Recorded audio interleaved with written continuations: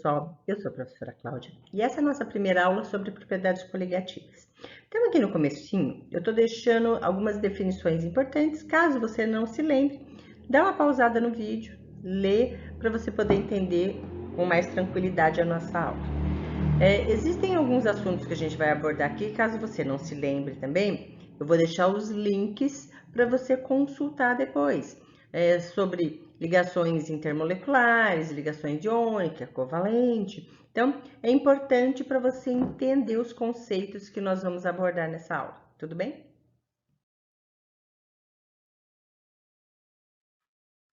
Propriedades coligativas são propriedades do solvente, como pressão de vapor, ponto de ebulição, ponto de fusão e osmose, que se modificam na presença de um soluto não volátil, tá? Há um solvente. Então, normalmente, o solvente é a água. E a gente sabe que o ponto de fusão da água é 0 graus e o ponto de ebulição 100 graus. Tá? Então, vamos lembrar, o que é ponto de fusão? É a passagem do estado sólido para o estado líquido.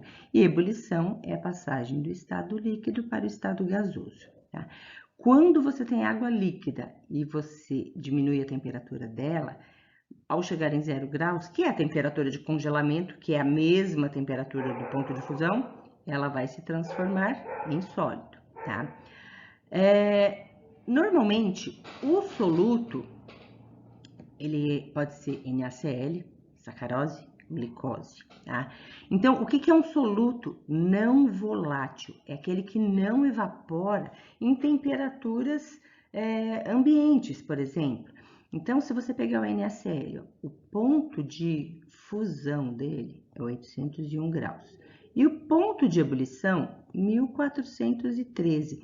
Então, abaixo de 800 graus, o NaCl é sólido, tá? 25 graus, temperatura ambiente. A gente usa lá o sal de cozinha no estado sólido. Acima de 801 graus, ele sofre fusão, ele passa para o estado líquido. E acima de 1413, ele vira gás. Então, ó, ele não é volátil nas condições ambientes, porque a gente precisa atingir 1413 graus para ele se transformar em gás, certo?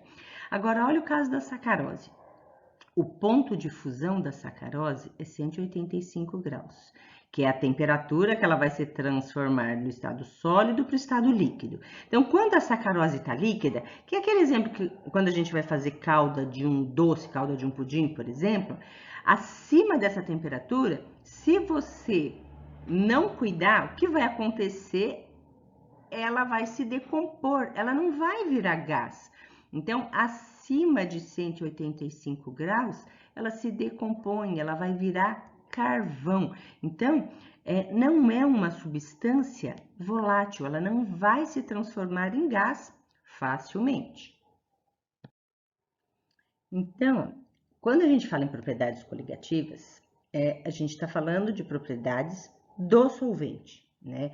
São alterações na pressão máxima de vapor, que a gente estuda na tonoscopia, alterações na temperatura de congelamento, que a gente vai estudar lá na crioscopia, a ebulioscopia, que vai estudar a temperatura de ebulição, e o efeito osmótico ou a osmose, né, que a gente vai estudar a alteração da pressão osmótica do solvente. Essas propriedades coligativas, elas dependem apenas da concentração da solução. Então, quanto maior a concentração, maior o efeito dessa propriedade. Então, por exemplo, quanto maior o número de partículas de soluto dentro de um determinado solvente, menor vai ser a pressão máxima de vapor, maior vai ser a temperatura de ebulição, menor será a temperatura de congelamento e maior será a pressão osmótica. Então, aqui, ó, eu coloquei o significado dessas setas, ó. Para cima é quando aumenta, para baixo é quando diminui. Para a gente poder fazer a previsão do número de partículas que existe em uma determinada solução, então a gente precisa lembrar a diferença entre soluções iônicas e moleculares. Então, as soluções moleculares são aquelas que são formadas por compostos covalentes. aqueles compostos que os átomos se ligam através da ligação covalente, tá? Então, você tem lá ametais ligados com ametais ou ametais ligados com hidrogênio, por exemplo, tá? Essas substâncias, elas não produzem íons, porque a ligação covalente, ela não apresenta íons, a menos que seja um ácido dissolvido em água, que aí ele vai sofrer ionização, tá? Fora isso, não produzem íons. Aí, 1 mol de moléculas que se dissolvem em água, por exemplo, ela vai produzir 1 mol de partículas dissolvidas. Então, olha o exemplo aqui da glicose. Ó. Como é que eu sei que a glicose ela é covalente? Porque o carbono é ametal, aí tem hidrogênio e tem oxigênio, que é ametal. Então, ela não vai produzir íons. Quando você colocar 1 mol dessas partículas em água, você vai ter 1 mol de partículas dissolvidas. Tá? Agora, olha o que acontece nas soluções iônicas. Então, o que é uma substância iônica? É aquela substância formada pela atração eletrostática entre íons de cargas opostas. Então, quem são os elementos que formam essas substâncias iônicas? São os metais, por exemplo, que podem se ligar com hidrogênio, ou metal que se liga com ametal. Então, elas produzem íons quando são substâncias solúveis em água. 1 mol de partículas dissolvidas produzirá, por exemplo, 2 ou mais mols de partículas. Então, por exemplo, ó, NaCl. Se eu colocar 1 mol de NaCl em água, que é uma substância iônica, por que é iônica? Ó, porque o sódio é metal do grupo 1, metal alcalino, né? E ele está ligado com o cloro, que é um metal lá do grupo 17, antiga família 7A. Então, quando você coloca essa substância na água, ele vai produzir 1 mol de cátions, sódio, 1 mol de ânion cloreto. No total, ele está produzindo 2 mols de íons. Tá? Então, se você for estudar o efeito coligativo de duas soluções, uma que contém glicose e a outra que contém cloreto de sódio, qual é aquela que vai afetar mais as propriedades coligativas do solvente, que vai alterar mais temperatura de ebulição, temperatura de congelamento, pressão de vapor? É 1 mol de glicose ou 1 mol de cloreto de sódio? 1 mol de cloreto de sódio, porque ele vai apresentar mais soluções, mais partículas dissolvidas na solução, tudo bem? Então, vamos dar uma olhada aqui, ó, 3 exemplos para a gente treinar um pouquinho a diferenciar o número de partículas que serão apresentadas numa solução iônica e numa solução molecular. Então, aqui no primeiro exemplo, ó, nós temos a glicose, tá? Então, a glicose, ela é uma substância que apresenta ligações covalentes entre seus átomos. Então, você tem aqui, ó, o carbono, que é metal, o hidrogênio e o oxigênio, que é metal, então covalente. E a glicose dissolve na água, né? É um açúcar. Quando ela dissolve, então, se você colocar 1 mol de glicose, ela vai produzir 1 mol de partículas. Ela não vai apresentar íons, tá? Agora, se você colocar 1 mol de cloreto de sódio, então 1 mol de cloreto de sódio, por se tratar de uma substância iônica, ela vai produzir 1 mol de cátions e 1 mol de ânions. No total, serão 2 mols de partículas, tá? Então, no caso do cloreto de cálcio. Então, se o cloreto de cálcio você colocar lá uma concentração de 1 mol por litro para dissolver em água, tá? Então, ele vai se dissolver produzindo 1 mol de íons cálcio e 2 mols de ânion cloreto. No total, você vai ter 3 mols por litro de partículas. Então, ó, a substância covalente 1 mol, a substância iônica NaCl2 e o cloreto de cálcio 3 mols. Então, ó, nós vamos começar com a tonoscopia, que ela estuda o abaixamento da pressão de vapor de um líquido causado pela adição de um soluto não volátil. Então, a gente já sabe que um soluto não volátil é aquele que não evapora facilmente nas condições ambientes. E por que acontece isso? Devido à queda na taxa de evaporação. Então, vamos entender por que o líquido vai evaporar com maior dificuldade. Quando a gente adiciona um soluto num determinado solvente, eu vou ter aí a intensificação de forças intermoleculares. Então, vamos lembrar da água. A água, ela é unida através das ligações de hidrogênio, que são as ligações que existem nas estruturas que apresentam o hidrogênio ligado ou com flúor, ou com oxigênio, ou com nitrogênio.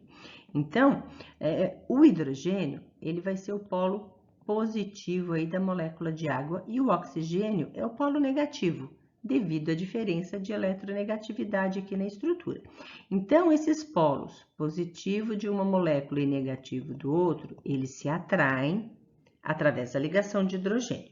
Quando você adiciona um soluto, por exemplo, NaCl, essas forças intermoleculares, elas são intensificadas. No caso do NaCl, essa força aí de atração é a íon dipolo. Então, o NaCl ele vai se dissolver, liberando cátion Na+, e os ânions cloreto. Então, a água, como ela tem polos positivos e negativos, esses polos eles vão atrair as partículas de cargas opostas. Então, o cloreto ele vai ser atraído pelos hidrogênios da água, formando aí esse íon dipolo. Os íons sódio, eles serão atraídos pelo oxigênio, que é o polo negativo. Então, quando você fornecer energia para essa solução, a água ela vai precisar absorver muito mais energia para poder evaporar. Então, além de absorver energia para romper as ligações de hidrogênio, vai precisar de energia para romper as ligações íon dipolo. E isso faz com que a pressão de vapor dessa mistura sofra uma diminuição.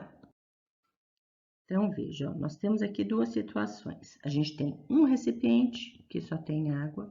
O outro recipiente, a gente fez uma mistura aqui de sal e água, tá? Aí a gente vai aquecer os dois com a mesma temperatura. Vamos colocar lá num bico de Bunsen, por exemplo, e fornecer a mesma quantidade aí de calor. No caso da água, para ela passar do estado líquido para o estado gasoso, o que ela precisa? Romper as ligações de hidrogênio. Lembra? As moléculas de água, elas estão unidas no estado líquido através da ligação de hidrogênio, certo?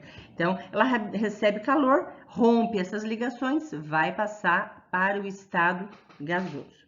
Agora, aqui na solução de NaCl, o que é preciso? Além de romper as ligações de hidrogênio que existe entre as partículas de água, ela vai ter que romper as ligações íon dipolo que existe aqui entre os cátions e a água e o ânion e a água, né? Então, ela tem uma barreira maior e aí ela vai conseguir produzir menos vapor com a mesma quantidade de calor. Tá? Então, a molécula, a água pura, ela consegue evaporar mais do que a solução de NaCl, porque aqui você tem menos forças intermoleculares para romper.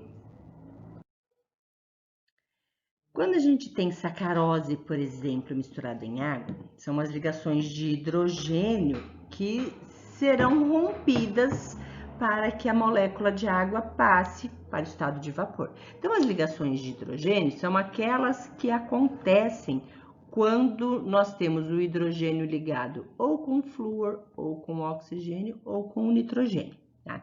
Então, aqui nós temos a estrutura, por exemplo, da sacarose. A sacarose tem um monte de hidroxila, ó. Então, essas hidroxilas, elas vão fazer ligação de hidrogênio com a água, ó. O hidrogênio vai ser atraído pelo oxigênio, porque é sempre o polo positivo atraindo o polo negativo. Então, nós temos aqui várias possibilidades, ó, de ligação de hidrogênio, ó, na molécula, entre as moléculas de água e as moléculas de sacarose. Olha aqui, ó. Quando nós temos só água pura, Quais são as ligações que ela vai precisar romper para passar do estado líquido para o gasoso? Ela vai ter que romper, ó, as ligações de hidrogênio, que estão representadas aqui, ó, tracejado. Agora, quando ela está misturada com a sacarose, além das ligações de hidrogênio que podem existir entre as moléculas de água, ela vai ter que romper as ligações de hidrogênio e entre as moléculas de água e sacarose, tá? Então, é mais difícil para a água romper essas interações, então ela vai precisar de mais energia. Por isso que a adição aí de sacarose na água vai diminuir a pressão máxima de vapor, porque você vai ter essas interações aí, essas ligações de hidrogênio que vão precisar de energia para serem rompidas. Então, agora já fica mais fácil a gente entender esse gráfico. Dá uma olhada. Ó. Ele está representando a variação da pressão de vapor em função da temperatura. E aí nós temos aqui água pura e temos aqui uma solução de glicose 1 mol por litro. Tá vendo? Então, vamos comparar aqui a pressão de vapor dos dois. Então, veja, ó. Nós temos aqui a temperatura ó, de 25 graus Celsius. Nessa temperatura, olha a pressão de vapor da água, 23,76. E na mesma temperatura, a pressão de vapor da solução de glicose, 23,34. Por que a pressão de vapor da água é maior? Porque ela é pura, para poder passar para o estado gasoso, ela vai precisar romper apenas as ligações de hidrogênio e vai ser mais fácil do que no caso da glicose, porque no caso da glicose ou sacarose, existem as forças intermoleculares entre a água e a glicose ou sacarose, né? Então, ela vai precisar de mais energia, fazendo com que a evaporação seja mais difícil. Então, ela vai produzir menos vapor. Então, por isso que a pressão de vapor, ela vai ser menor no caso da solução de glicose. Agora, se a gente colocasse aqui uma solução que fosse 2 mols por litro, por exemplo, de glicose ou sacarose, onde estaria a nossa curva aí? Então, nós colocaríamos a nossa curva aqui para baixo. Ó. Por quê? Porque se tem mais partículas, a pressão de vapor ela vai ser menor do que a solução 1 mol por litro. Então, quanto mais partículas, menor a pressão de vapor. Então, veja, ó, vamos comparar as duas soluções. Ó. Você tem duas soluções 0,1 mol por litro, uma de nitrato de cálcio e a outra de cloreto de potássio. As duas estão dissolvidas em água, tá? Qual terá a menor pressão de vapor? Então, ó, quanto maior o número de partículas, menor a pressão de vapor. Então, quando você coloca nitrato de cálcio na água, você vai ter íons cálcio 2+, e 2 nitratos, certo? A proporção é 1:2. Se a solução é 0,1 mol por litro, você vai ter 0,1 de cálcio e 0,2 de nitrato. No total, você vai ter 0,3 mols por litro de partículas. Agora, no KCl, coloca ele na água. Ele vai produzir íons K+, Cl-, ó, a proporção de 1:1. Se a solução é 0,1, você vai ter 0,1 de potássio, 0,1 de cloreto. No total, você vai ter 0,2 mols por litro de partículas. Então, quem tem o maior número de partículas é o nitrato de cálcio, certo? Por quê? Olha aqui, são 0,3 mols por litro contra 0,2 do KCl. Então, essa solução, ela vai diminuir aí a produção de vapor da água. Quando ela for aquecida, ela vai liberar menos vapor de água. Então, a pressão máxima de vapor aí dessa solução vai ser menor, porque ela tem mais soluto dissolvido. Espero que tenham aproveitado a aula. Se gostaram, inscrevam-se no canal, compartilhem com os amigos e se precisarem de mais ajuda, Consultem as playlists, lá deve ter algum assunto que vai ajudar vocês. Tchau, tchau!